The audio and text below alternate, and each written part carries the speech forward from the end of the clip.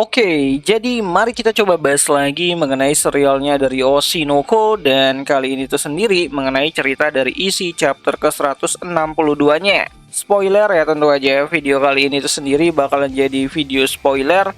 Jadi jika kalian itu tidak keberatan, yuk mari kita coba lanjutkan. Nah, jadi full panelnya tuh udah keluar ya, namun tetap aja masih belum bisa aku tampilkan di sini karena udah pasti kena copy kanan. Jadi kalian dengerin aja aku ceritain alurnya. Hehe. Nah, melanjutkan pertarungan Aqua dan Hikaru di chapter terakhir, dimana pada chapter ke-162 kali ini kita dilihatin dengan Aqua dan Hikaru yang terjatuh ke dalam air, di mana di dalam derasnya alur air di bawah laut yang mereka selami, Aqua mencoba untuk mencekik ayahnya tersebut agar tidak bisa lari ke permukaan.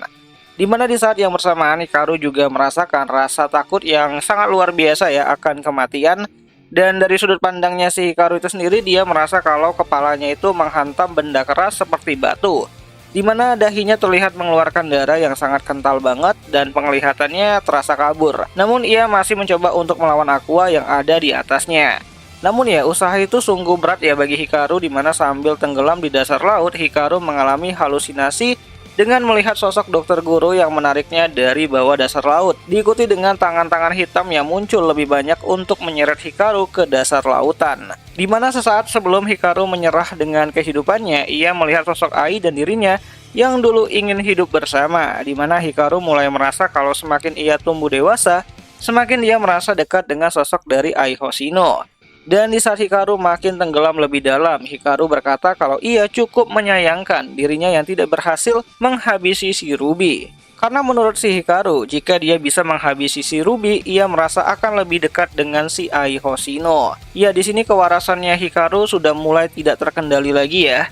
Nah, sedangkan di permukaan laut kita dilihatin dengan sosok dari gadis gagak yang mengambang di atas air sambil memperlihatkan smartphone Hikaru yang masih menayangkan live dari Bekomachi, yang saat itu Ruby sedang bernyanyi di atas panggung besar Tokyo Dome. Sedangkan untuk kondisi dari Aqua itu sendiri, tubuhnya mulai tenggelam dan kehabisan oksigen untuk bernafas. Di mana di saat yang bersamaan gadis gagak mulai berkata, "Sudahkah kamu menemukan tujuanmu?" sambil menatap tubuh Aqua yang semakin turun ke dasar lautan. Ya, dari sudut pandangnya si Aqua, ia berkata kalau alasan dirinya dihidupkan kembali dan diampuni oleh para dewa bukanlah untuk melakukan balas dendam, melainkan untuk melindungi adik tercintanya, yaitu Ruby Hoshino. Dan itu adalah alasan kenapa Aqua terlahir sebagai kembarannya, hidup lebih dekat dengan dirinya. Dan saat Aqua mulai mengingat kembali momen kecilnya bersama dengan si Ruby, dari pergi sekolah bersama sampai bermain bersama, Aqua pun mulai berkata, "Aku senang akhirnya aku bisa pergi lebih dulu daripada dirimu." Dan tubuh Aqua pun mulai tenggelam bersama dengan gelapnya dasar lautan. Kira-kira Aqua mati nggak ya di sini? Nah, untuk tambahannya sendiri, chapter ke-163 akan mengalami libur selama 2 minggu ya. Jadi untuk bisa kita mengetahui kabar dari nasibnya si Aqua ke depannya, kita harus nunggu lagi nih sampai akhir bulan Oktober. Lebih tepatnya itu pada tanggal 24 Oktober 2024. Ya, kali aja Akasaka Sensei tuh mau tes netizen lagi gitu kan buat para pembacanya. Kalau banyak yang nggak suka sama Aqua mati, pasti dibuatkan plot twist lagi nih supaya Aqua bisa hidup gitu kan, kayak momen incest sebelumnya lah gitu. Dan ya, itu sajalah dulu mengenai video singkat kali ini mengenai isi dari chapter ke-162-nya Oshinoko. Dan harusnya chapter ini bisa kembali lagi kalian lihat pada hari Rabu besok untuk full translatean bahasa Indonesianya.